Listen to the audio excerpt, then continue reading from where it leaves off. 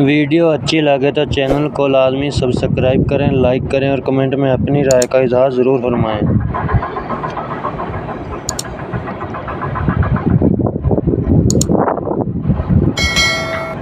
تاکہ ہماری ہر ویڈیو آپ تک پہنچ سکے۔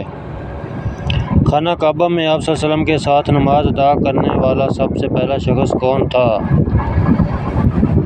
اس کا صحیح جواب ہے حضرت خدیجہ۔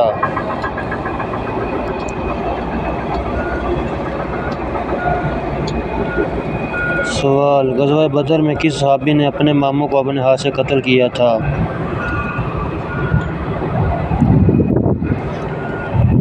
اس کا صحیح جواب ہے حضرت عمر فاروق رضی اللہ تعالیٰ عنہ۔ مزید ویڈیو کے لیے چینل کو لازمی سبسکرائب کریں، لائک کریں، کمنٹ کریں۔ سوال: سورت کتنی دفعہ پھونکا جائے گا؟ سور۔ اس کا صحیح جواب ہے سور 2 دفعہ پھونکا جائے گا۔